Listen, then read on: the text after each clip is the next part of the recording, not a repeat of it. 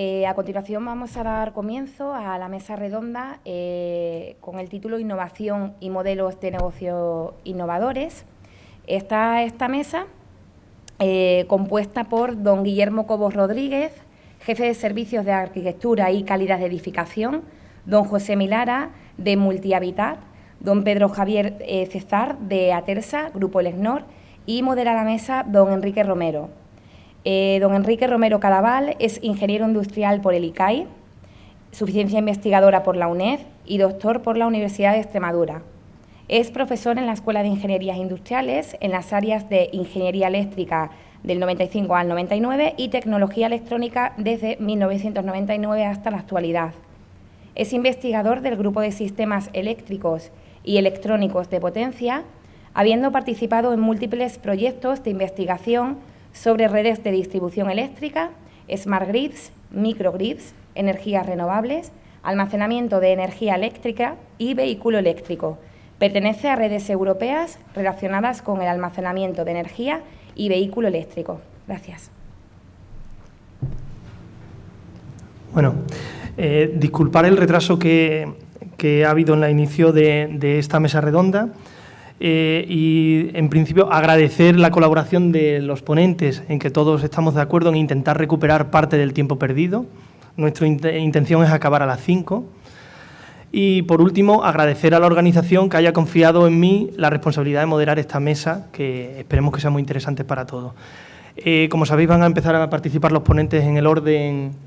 Va a empezar, en primer lugar, José Mendoza Milara, que es arquitecto por la Escuela Técnica Superior de Ingenieros de Arquitectos de Sevilla y es cofundador del proyecto Asilo. Voy a recortar un poco las presentaciones para que ahí recortemos tiempo también. Creo que está disponible en la página web para todos vosotros los que queráis. Por favor, empiece. Me gustaría que al final también tengamos una ronda de preguntas e incluso estos son negocios innovadores. Es decir, yo creo que podríamos ampliarlo y si alguien quiere contar brevemente, al final, algo de una idea o un negocio que tenga él en su mente, no solamente los que vamos a presentar aquí, las ideas, pues por favor, que se sienta libre de hacerlo al final. ¿De acuerdo? Muchas gracias. Bueno, pues nada, como han dicho, soy cofundador de Proyecto Asilo y actualmente estamos trabajando en el Multihabitat. Lo que voy a contar un poco es sobre el tema de análisis de ciclos de vida y cómo eso lo enfocamos al tema de la eficiencia energética. Eso, hola, hola. ¿Va bien ahora? Vale, entonces, bueno, como habéis visto, soy arquitecto, pero bueno, me apoyo. ¿Esto se oye? ¿Me oís bien? Vale.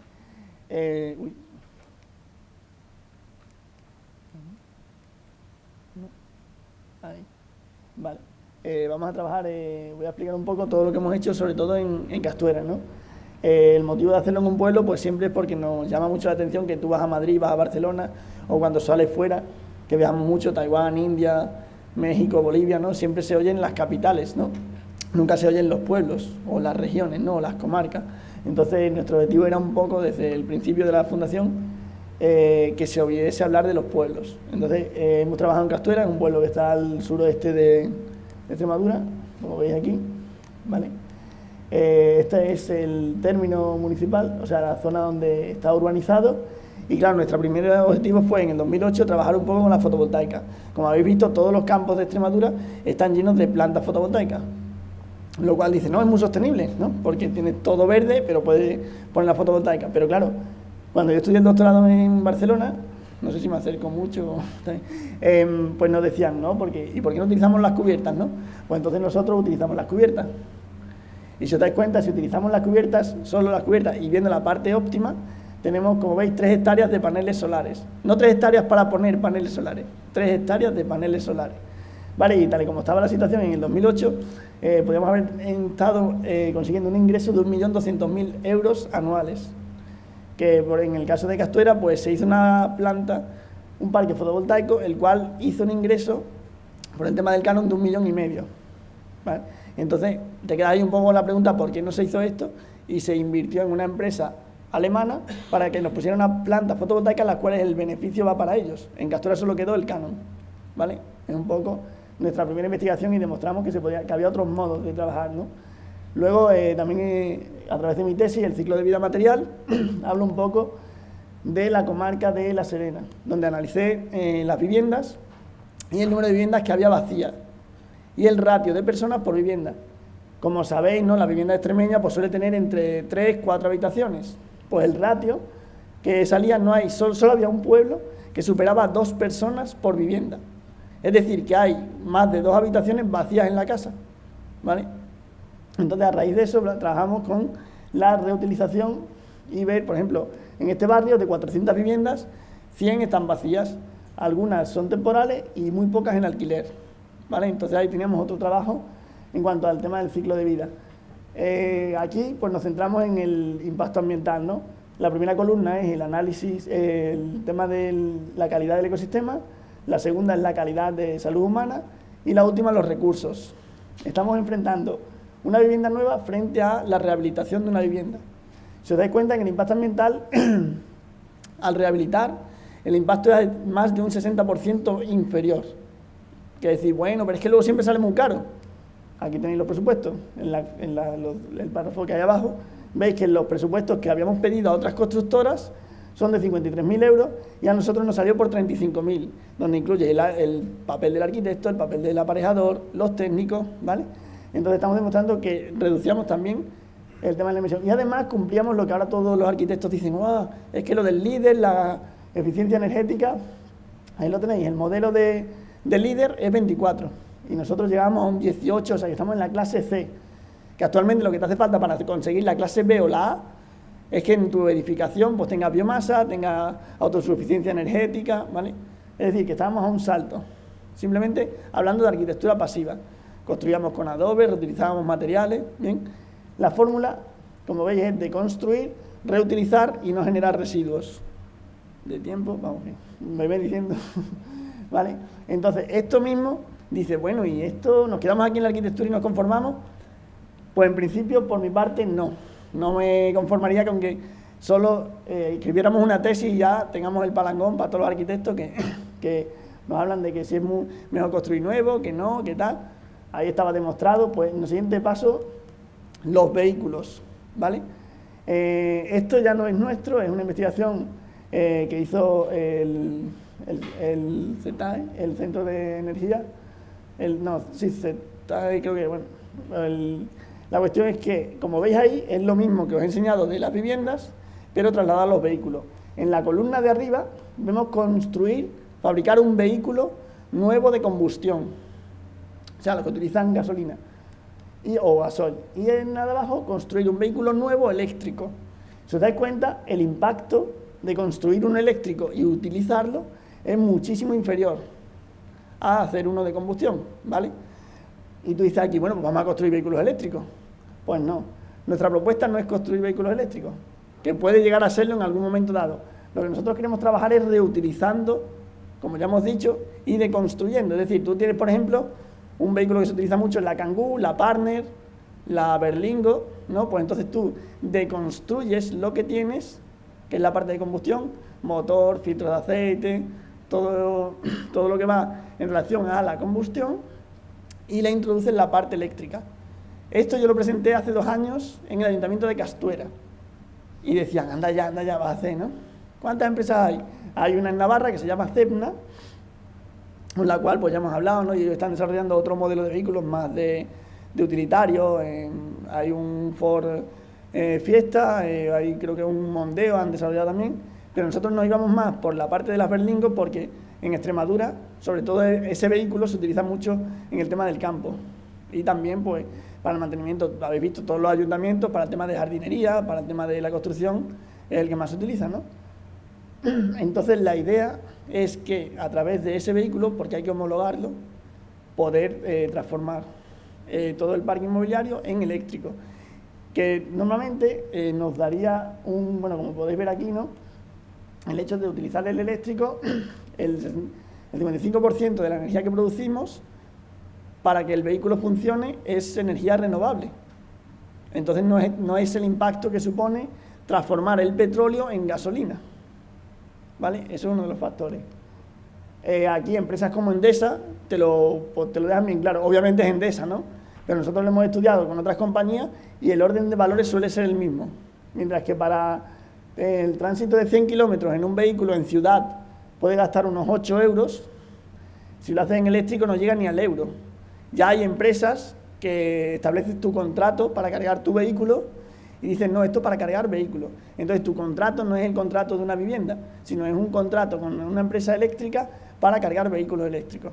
Además hay apoyos del Estado con el plan Movele que te ayudan a financiar tu vehículo eléctrico en función de la autonomía, ¿vale? Aquí, este ejemplo, ¿no? Hablamos de un vehículo sostenible, hablamos de una competitividad bastante grande, al menos en ciudad, porque ya sabéis, ¿no? En largas distancias, pues el vehículo eléctrico es donde pierde, que luego hablaremos un poco de esa clave, ¿no? De tiempo, bien, vale. Si hablo muy rápido me lo decís, porque yo... Y luego hablamos de la sostenibilidad, ¿no? Por todo lo que ya hemos visto, ¿no? Del tema del impacto. Es importante tener en cuenta también por qué lo hacemos en España. Si os fijáis, en este texto de aquí tenemos que a nivel mundial el 28% de la energía generada se utiliza para el transporte. A nivel europeo el 33%, pero a nivel español el 43% de la energía es para transporte. Es decir, que como nicho de mercado, lo estáis viendo que es bastante alentador el poder invertir en este modelo. En cuanto a los tipos de vehículos, pues todos habéis visto el Toyota Prius, ¿no? Que es el híbrido, pero que no es enchufable. Es decir, funciona eléctrico y gasolina, pero claro, se recarga cuando utilizan la parte de gasolina. Hay también modelos de vehículos ya híbridos y enchufables.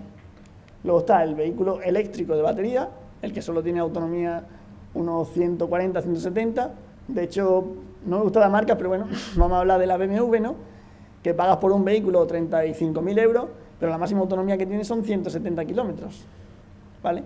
Entonces, hay que ver también un poco lo que estás pagando. No sé si habéis visto el anuncio que va el niño, papá, ¿y eso qué es?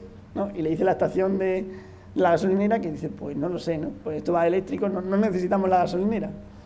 Entonces, por lo que comento esto, por lo que os decía, ¿no? Que la autonomía es un tanto relativa. Por ejemplo, en Corea, bueno, como no sé, los que no han estado antes, pero pregunté sobre Taiwán, pero también hemos visto en Corea que los vehículos de transporte público se recargan sin necesidad de conectarse a la electricidad.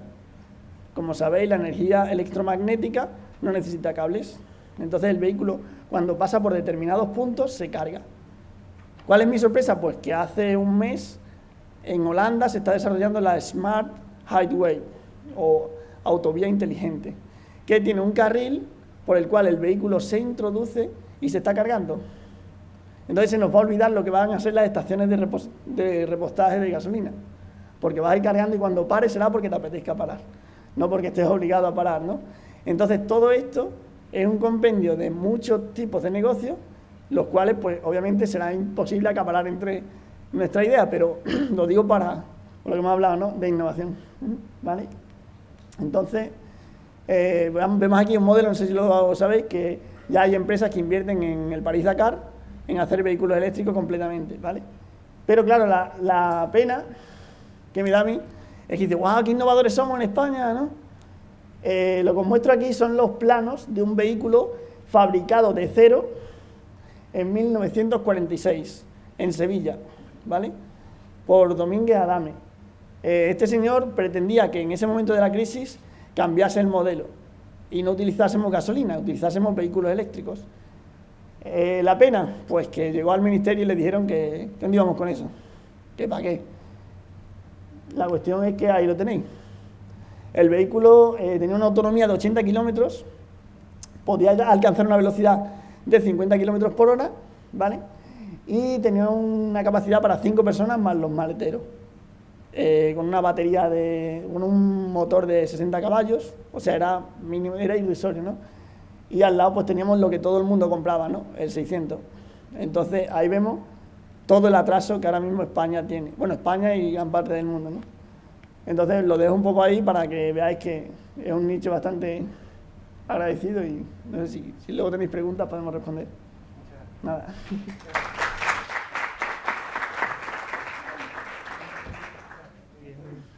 Pues sí, ¿te parece? Bueno, paso la palabra ahora a Pedro Javier César, que es el responsable del departamento comercial de Atersa, y nos va a hablar un poco de negocios que aportan valor añadido a la fotovoltaica. Buenas tardes. El título de la ponencia es La relación con el binomio agua más energía, ¿no? La experiencia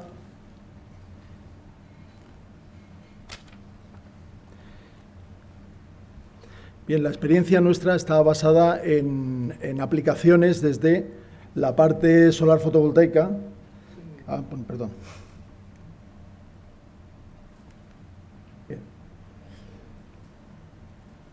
Somos, bueno, ya creo que posiblemente la única empresa que todavía fabrica y comercializa módulos fotovoltaicos en España. Fuimos, creo que la más antigua, junto con BP, que creó una división BP Solar.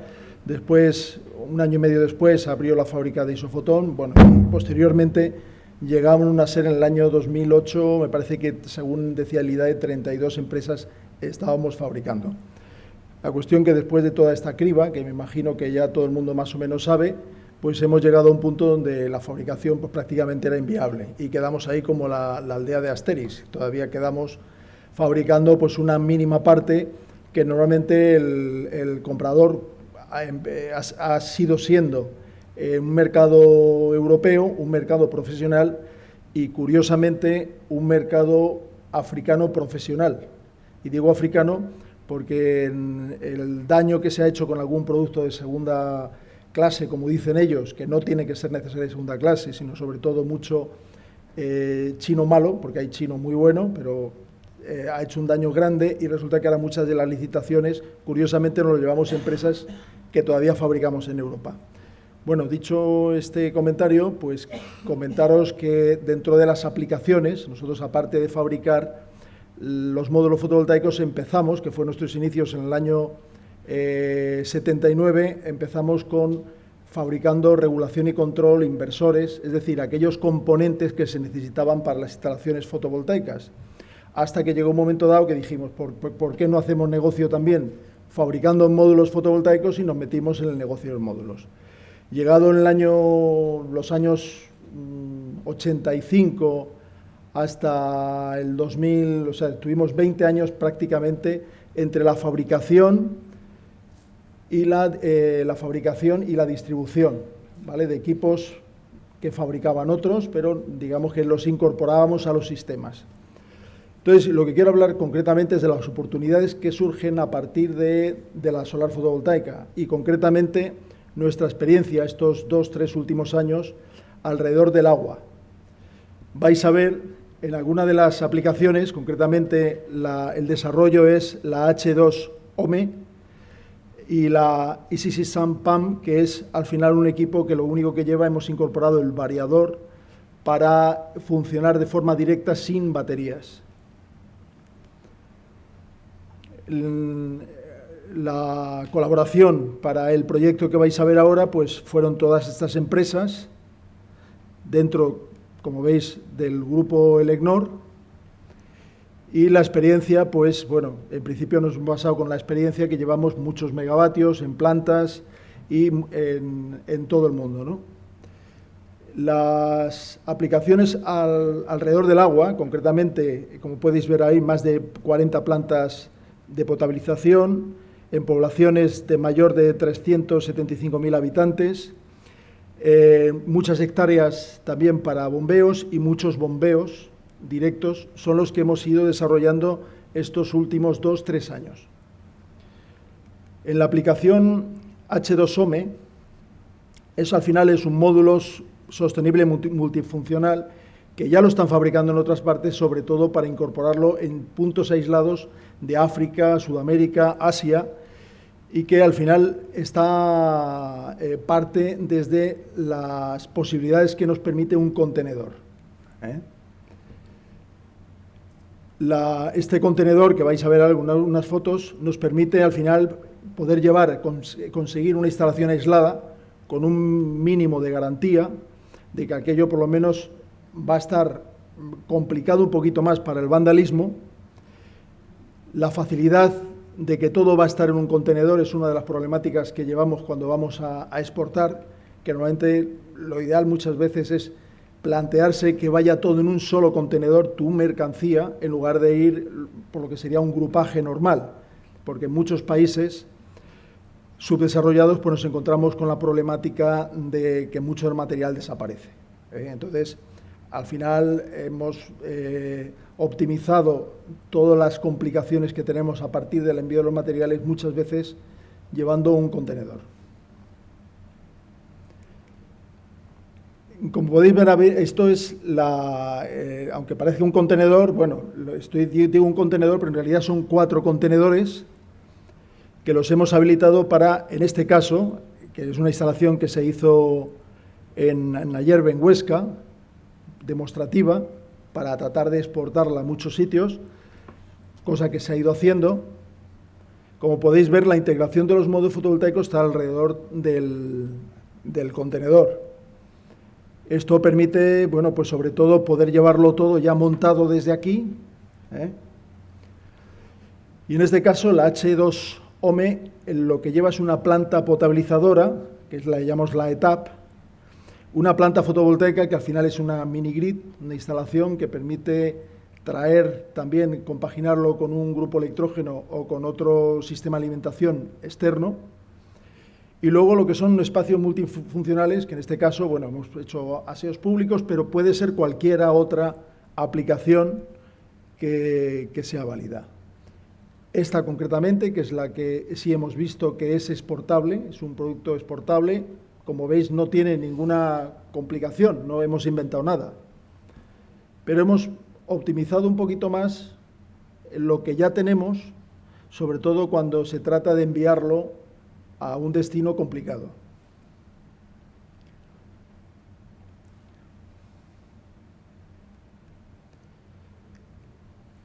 Esto lo paso un poquito rápido, los que tengáis menos experiencia, pues veis que al final tenéis el grupo de acumuladores ahí, la parte de los inversores que veis al final, es una planta de 12 kilovatios pico, que estamos hablando aproximadamente unos 80 metros cuadrados de superficie. En este caso, las baterías son de ácido, pero normalmente tratamos de aconsejar que las instalaciones que van a ir a sitios complicados normalmente vayan baterías de gel, sin mantenimiento. Esto, como es una aplicación demostrativa, pues en principio pensamos que era suficiente con mandarlo así.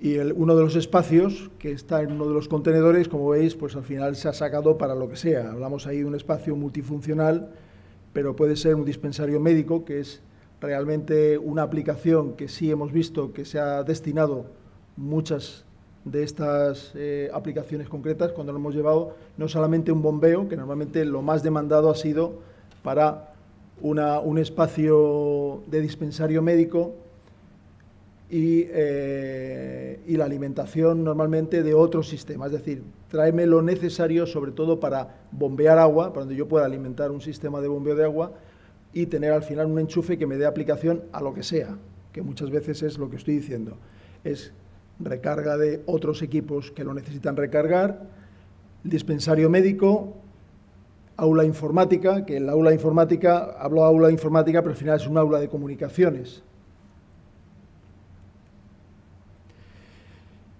Y con este equipo va incorporado un sistema de bombeo directo, que es lo que hemos ido desarrollando mediante un equipito de control que lo que hace es optimizar el funcionamiento de los variadores.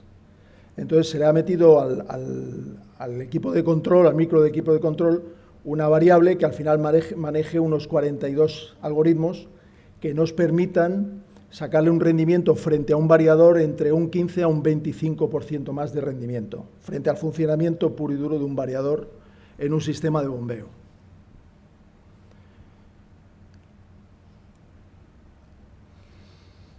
Las ventajas del bombeo solar: es un sistema autónomo con generación en ese punto de consumo, cosa fundamental. Como veis, sobre todo, lo primero que uno se plantea en muchos bombeos es el coste del cable del traslado del cable desde algunas poblaciones a donde está la bomba. A veces os sorprende, pero 400 metros de cable para llevarlo cuesta más que el propio sistema. Entonces, quiero decir que a veces dices, bueno, ¿es realmente ventajoso? Pues en muchos sitios, y estoy hablando de España, se ha hecho así.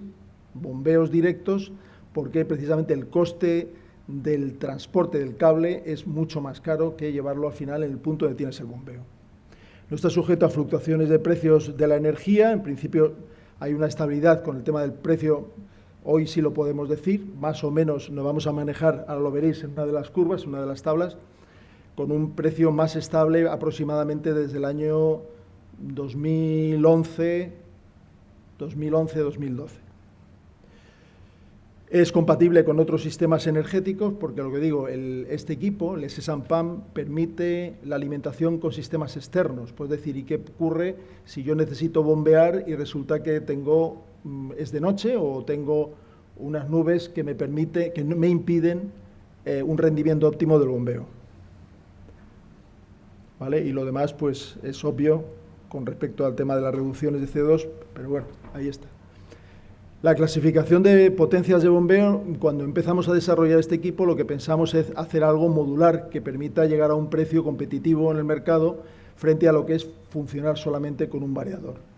Entonces, lo que hicimos era desarrollar hasta una potencia de 25 kilovatios.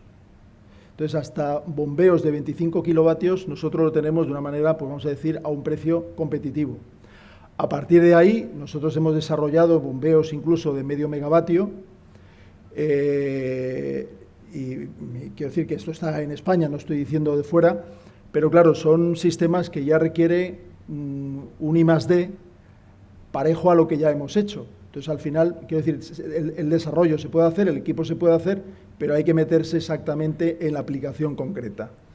Entonces, en potencias pequeñas, pues como veis, hasta 2 kilovatios, de todas maneras, hasta 2 kilovatios, ya en el mercado existen bombas en corriente continua que tienen un rendimiento óptimo. O sea, no estamos diciendo que no haya mejores rendimientos en bombitas pequeñas. Por supuesto, en bombas pequeñas en corriente continua sigue habiendo un precio diferencial importante. Luego, en potencias medias, de 2 a 25 kilovatios, aquí es donde realmente hemos visto que la aplicación estamos realmente en un punto francamente competitivo. Y luego en gran potencia, 25 hasta 800 kilovatios, pero ya estamos metidos en algunos bombeos de hasta 1,2 megavatios. Bueno, veis en tipo de bombeo directo, pues funcionamiento con una fuente de energía, que en este caso un equipo autónomo, el sistema asistido, que realmente yo creo que es el más interesante porque puedes llegar a un acuerdo con la compañía eléctrica para beneficiarte de las franjas horarias donde tienes un precio más reducido, y el procedimiento administrativo para conseguir al final hacer un sistema asistido es muy pequeño, o sea, realmente no necesitas prácticamente tramitación. Y luego el esquema híbrido, que ya sí tienes que hacer un convenio con la compañía eléctrica y requiere otra problemática. Esto brevemente os digo para que veáis un poco el equipo. Estamos hablando de pequeñas dimensiones para lo que son equipos hasta 25 kilovatios. Estamos moviéndonos aproximadamente entre 3 y 5 kilos de peso con todo lo que estáis viendo, y equipos de 60 por 60 centímetros. O sea, quiero decir que esto no requiere realmente una infraestructura grande. Y el variador. Estamos haciendo funcionar, cuando hablamos de variador, acordaos, todos son bombeos con funcionamiento en trifásico, sea 400 o sea 230, pero trifásicos. Bueno, pues veis un poco, al final hay una serie de ventajas también que hemos incorporado al equipo de bombeo, que al final podemos incorporar a través de una tablet, podemos monitorizar a distancia vía Bluetooth. Entonces podemos meter unos parámetros a distancia del bombeo. Esto es para que veáis un poquito el comportamiento, va siempre parejo a la radiación solar, el equipo de bombeo. Veis el seguimiento, estos son curvas reales sacadas de distintos bombeos. Lo que ocurre con las nubes. y cómo efectivamente el sistema de bombeo está siempre parejo al equipo, ¿no? Conseguimos una presión estable. Es uno de los algoritmos que está metido en el sistema de controles, precisamente, no te pares, trabaja aunque sea a 30 hercios, aunque sea con baja insolación, no te pares para no sufrir las pérdidas que tienes por la parada arrancada. Esto lo hemos conseguido con el sistema, ¿vale? Esta es una de las instalaciones de bombeo de 125 kilovatios en una comunidad de regantes, Val d'Usó, que lo van a ampliar, por cierto, es una planta que van a ampliar con 55 kilovatios más, están buscando a ver dónde ponen esos 55 kilovatios más, que es la tercera bomba de 50 kilovatios que tienen que alimentar. Y bueno, al final yo creo que esta es la curva que quería comentar, ya con esto termino, que veis un poquito la amortización que hemos pensado con varias variables, que está puesto, como veis, los casos A, B y C, es con unos supuestos de incremento del coste de la luz. 3%, 5%, 7%. Hemos trabajado con unos precios de coste, podéis ver que el coste del metro cúbico, ese 1,5 céntimos de euro, 1,5 céntimos de euro para el metro cúbico eléctrico, que es lo que ocurre frente a una instalación de bombeo con un coste terminada de 1,5 euros el vatio pico, que es un precio de mercado, ¿vale? Para que veáis lo que cuesta frente a una instalación terminada. Y ahí veis un poco lo que ocurre a 30 años, ¿eh? Entonces, la amortización calculada está vuelvo a recordaros, frente al coste de la red primada, veis que está entre 10 a 13 años según los datos que hemos sacado. Porque frente a un grupo electrógeno es mucho, o sea, se puede recortar en la mitad. Hay bombeos con grupo electrógeno que están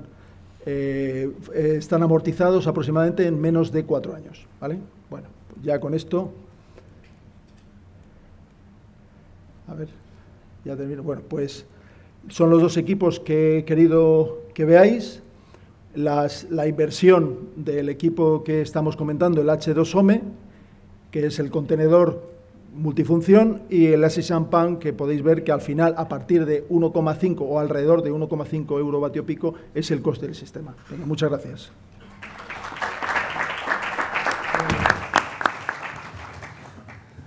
Bueno, vamos a pasar a la última ponencia, que la va a hacer Guillermo Cobos, que es ingeniero industrial por la Escuela de Sevilla y es jefe de servicios de arquitectura y calidad de la edificación, y ha sido, pues antes, consultor, asesor del consejero de Industria, es decir, que tiene bastante conocimiento de lo que va a hablar, y en este caso nos va a hablar del proyecto EDEA.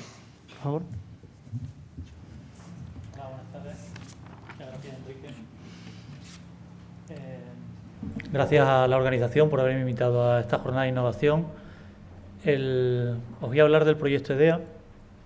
El proyecto EDEA es un proyecto que hemos desarrollado en la Consejería de Fomento y que tiene muchas facetas, y no las puedo contar todas en estos 10 minutillos que nos quedan de exposición, pero me voy a centrar en las aplicaciones que están más relacionadas con la innovación.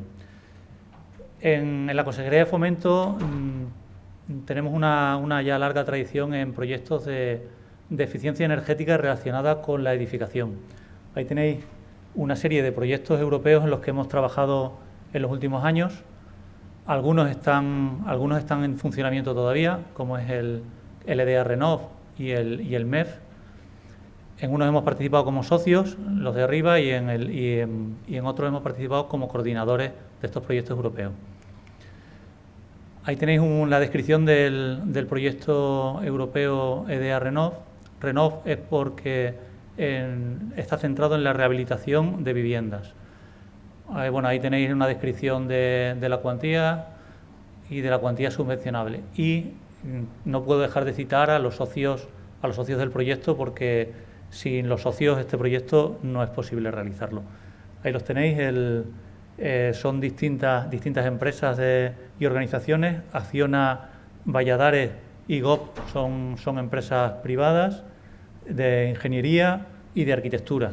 Y luego contamos también con la colaboración de centros de investigación en Extremadura, como son el Intromac y Agenex. También hemos tenido colaboraciones de la universidad, como veis ahí, de Avio, de Weber y de la Asociación de Vecinos de Santa Engracia, que ya os contaré. Bueno, de las múltiples actividades que hacemos en el proyecto EDEA Renov, al final, bueno, ahí tenéis una serie de las actividades que digamos que están más relacionadas con la investigación, y esto, al final, en este proyecto no hemos querido que quedara ahí, sino que lo volcamos en lo que llamamos EDEA-SIN. EDEA-SIN es de lo que os voy a hablar. Hoy EDEA-SIN está en pruebas, ahí tenéis la dirección web de EDEA-SIN y podéis entrar y podéis probar esta herramienta. Esta herramienta, ¿en qué consiste? Bueno, pues en el proyecto, todos los estudios que hemos hecho, como tenéis ahí, estudios climáticos, estudios sobre prototipos, sobre unas viviendas gemelas que tenemos en Cáceres, toda esta información no queríamos que quedara publicada en la web o recogida en unas publicaciones, sino que hemos querido dotar a todo el público en general de una herramienta que sea fácil. El objeto de EDEA-SIN es acercar lo que son las simulaciones energéticas de rehabilitación, que ya mi compañero en la mesa ha estado hablando, es decir, esos programas informáticos que nos permiten calificar a una vivienda con el grado de eficiencia energética, es decir, la etiqueta con la letra, que es lo que conocemos todos, A, B, C. Son muy complicados y los manejan preferiblemente pues técnicos que son expertos en este sistema. Bueno, pues con EDEA-SIN hemos acercado de una manera aproximada esta tecnología a todos los usuarios. Estas son otra serie de experiencias que hemos hecho en el proyecto, que también la tecnología y las cosas que hemos desarrollado aquí las vertemos en EDEA-SIN. Es decir, los ensayos que hemos hecho en los demostradores, las obras de rehabilitación de vivienda. ¿Por qué? Porque medíamos en las viviendas antes y después de implantar las soluciones. Y hemos evaluado cuánta energía ahorramos con la rehabilitación y qué coste tiene. Incluso hemos dado cursos de monitorización. Pero bueno, centrándonos en el EDEA-SIN para utilizar bien el tiempo. Ahí tenéis unos pantallazos del EDEA-SIN. Como veis, es una herramienta muy visual. Ahí de lo que se trata, en un principio, si pensamos en una vivienda que vamos a rehabilitar para mejorarla energéticamente y reducir su demanda energética y su consumo energético, no tenemos que hacer nada complicado. En una herramienta de simulación energética, lo primero que tendríamos que hacer es dibujar la vivienda para darle los datos de metros cuadrados, geometría y tal al programa de simulación energética. Con esta herramienta no hay que hacer nada. Solo tenemos que poner la dirección de la vivienda, se conecta con Catastro, busca la referencia catastral, coge los datos de Catastro, a partir del plano de Catastro, levanta un modelo 3D de la vivienda y de las viviendas de los alrededores que pueden proyectar sombras sobre ella. Con lo cual, hemos simplificado evidentemente de una manera muy aproximada, el trabajo técnico a simplemente tener que introducir los datos de la dirección o la referencia catastral de una vivienda. Y a partir de ahí vamos definiendo cómo es nuestra vivienda. Simplemente pinchando en las fotografías. Le decimos si es una vivienda aislada, si es una vivienda en un bloque de viviendas, pinchando en la fotografía correspondiente. Cómo son nuestras ventanas, si tenemos ventanas dobles, ventanas simples, ventanas con climalit, pinchando en las fotos de nuestra ventana. Le decimos a la herramienta cómo son los muros, pinchando también en las fotos en los muros. Y igual en las instalaciones, qué instalaciones de agua caliente sanitaria tenemos, si son por butano, si son eléctricas, qué instalaciones de calefacción. Simplemente con ir pinchando en cada una de las fotografías, la herramienta se va configurando y va adquiriendo los datos necesarios para hacer la simulación. Y una vez que la tiene, te puede caracterizar tu vivienda. Es decir, una vez que hemos pasado esos pasos tan sencillos, pues ya te da una información. Ahí tenéis unos ejemplos de los resultados de la información que pierde esta herramienta. Rápidamente te está diciendo el consumo que tienes, el potencial de ahorro, las emisiones de CO2, en fin, hay una serie, te lo divide por los sistemas de climatización, refrigeración, agua caliente e iluminación que hayas definido. Y ahí tienes la base a partir de la cual ahora vamos a trabajar en la renovación. Y ahora definimos la renovación, es decir, ¿qué podemos hacer para mejorar mi vivienda? Y también lo elegimos aquí. Bueno, pues vamos a probar, oye, ¿y si solo rehabilitara los muros? ¿Qué me daría? ¿Cuánto me costaría? ¿Y qué ahorros energéticos conseguiría? ¿Y si además de rehabilitar la envolvente también cambio las instalaciones activas? ¿Vale? ¿Y si introduzco fotovoltaica? ¿Y si pongo unos módulos? Pues simplemente con la misma configuración que os he dicho antes, simplemente tenéis que ir pinchando en las distintas imágenes de las distintas posibilidades de rehabilitación que tiene la herramienta y os va configurando cómo sería vuestra rehabilitación. Y se puede hacer tantas pruebas como se quiera. Es decir, pues venga, voy a solo cambiar las ventanas y mejorar, y voy a cambiar las bombillas, las voy a poner LED.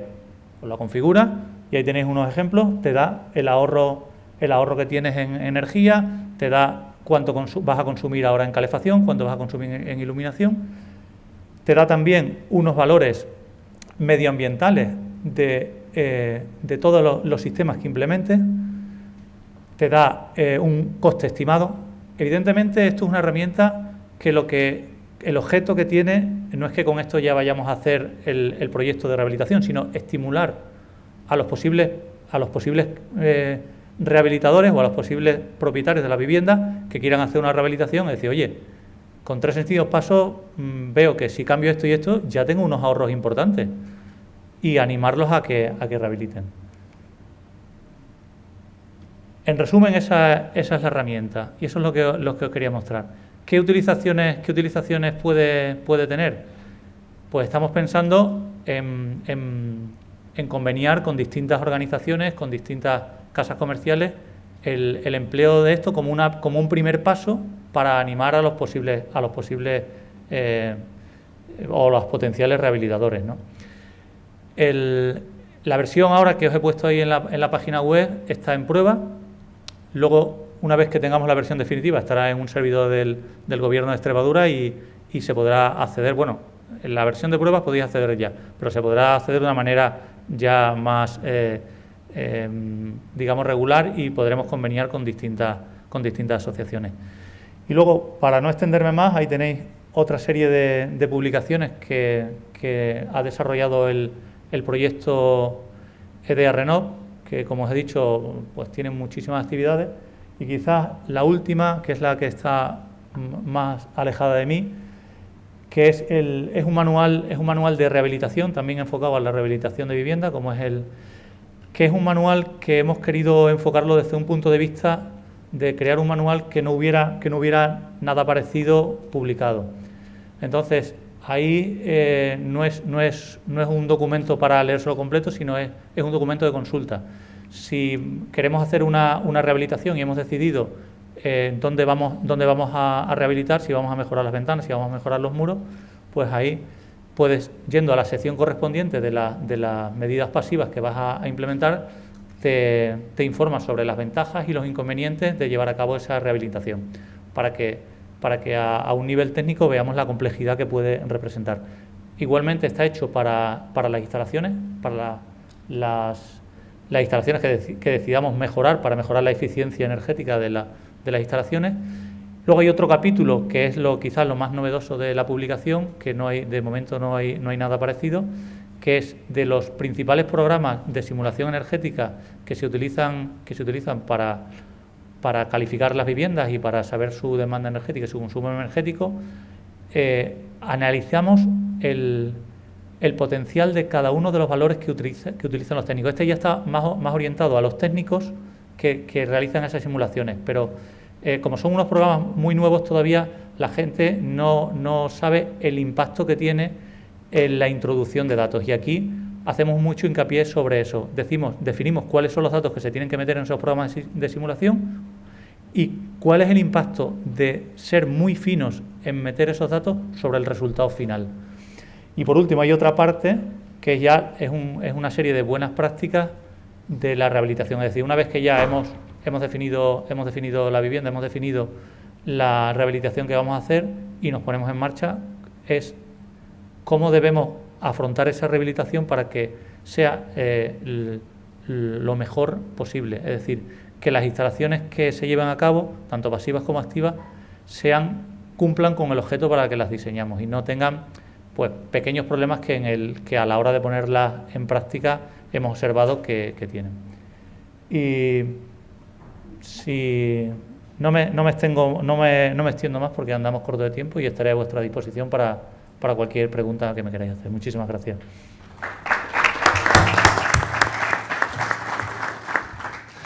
Bueno, quería terminar a las 5, nos hemos pasado 5 minutos, pero yo creo que por lo menos alguna pregunta podemos hacer. ¿Hay alguien que quiera comentar algo? ¿Hacer alguna pregunta? ¿Proponer algo?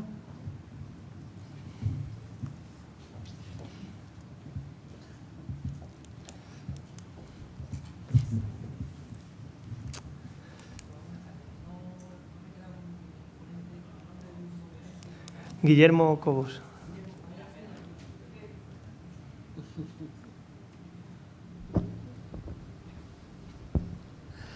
Guillermo, en las auditorías que hemos hecho sobre algunas edificaciones, hemos percibido que el problema no es de la calidad de cada componente, sino en que a la hora de construir no ha habido probablemente unas prácticas constructivas lo suficientemente apropiadas. Entonces, ¿el programa es capaz de detectar eso? Quiero decir, podemos tener una ventana maravillosa y un muro maravilloso, pero frecuentemente la unión entre la ventana maravillosa y el muro maravilloso cabe una mano. ¿Hasta ahí podemos llegar o no? En ese sentido, ¿cómo habéis trabajado en eso? ¿O cómo lo evaluáis? ¿O cómo creéis que repercute? Si tenéis alguna aproximación a eso, me gustaría conocer tu opinión. Gracias. Ese tema de las buenas prácticas en la instalación la hemos tratado en el manual que he descrito al final de mi ponencia. Hay un capítulo del manual en el que se describen todas esas buenas prácticas que se debe llevar a cabo en una rehabilitación. Uno de los ejemplos que has puesto es ese claramente, es decir, el sellado de la envolvente. Tener un sellado completo es muy importante para evitar las infiltraciones, pero eso el programa informático no lo recoge. Es decir, es un programa muy sencillo que es, divulgativo, es como una primera aproximación, como un acercarse a la rehabilitación y está enfocado al público en general, para que lo pueda manejar cualquier persona sin conocimiento ni de construcción, ni de instalaciones, ni de eficiencia energética. Si ya queremos profundizar más en eso, tenemos disponible lo que es el manual, pero el programa informático no te da respuesta a eso. El manual sí. Si hay alguna pregunta así muy urgente y si no, mejor no voy a dar oportunidad. Si queréis, los ponentes van a estar aquí, seguro que están dispuestos a hablar con vosotros porque era lo que querían, pero vamos a intentar ajustarnos en tiempo y aquí te damos por cerrada la sesión. Van a estar disponibles, supongo que fuera, así que si tenéis alguna pregunta estarán aquí a la salida. ¿De acuerdo? Muy bien.